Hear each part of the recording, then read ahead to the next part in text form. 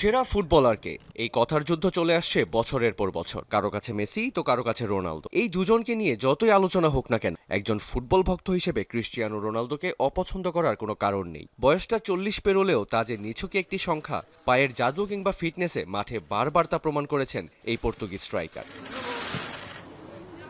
বর্তমানে নিজেকে যে পর্যায়ে ধরে রেখেছেন তাতে অনেকেরই চোখ কপালে উঠবে। যে বয়সে অনেকেই তুলে রেখেছেন বুটজোড়া, সেই বয়সে মাঠে নিজের মুনশিয়ানা দেখাচ্ছেন CR7। অনেক ফুটবল বোদ্ধারা মনে করেন 2026 বিশ্বকাপে দলের অপরিহার্য হয়ে উঠতেই নিজের এত পরিশ্রম, এত অধ্যবসায় রোনালদোর। কারণ ফুটবলের প্রায় সব ট্রফি তার শোকেসে থাকলেও রয়ে গেছে শুধু একটি ট্রফির আক্ষেপ, সেটি হলো সেই সোনালী ট্রফি, বিশ্বকাপের ট্রফি। ক্লাব কিংবা জাতীয় দল সবখানেই তার উপস্থিতি মানেই সতীর্থদের বাড়তি পাওয়া। রোনালদোর দলে থাকার গুরুত্ব অনুভব করছেন পর্তুগিজ কোচ রবার্তো মার্তিনেজ। মূলত তিনটি বড় কারণে CR7কে দলে চান তিনি।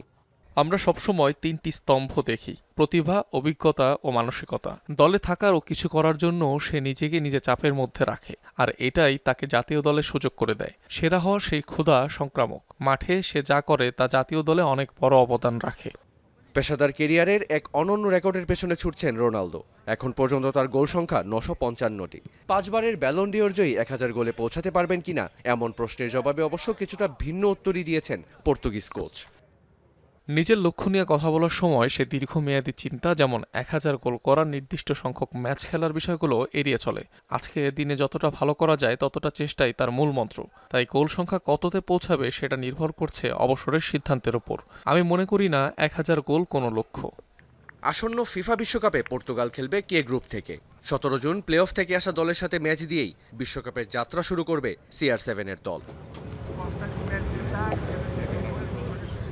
রিয়ান রাফতি, যমুনা স্পোর্টস।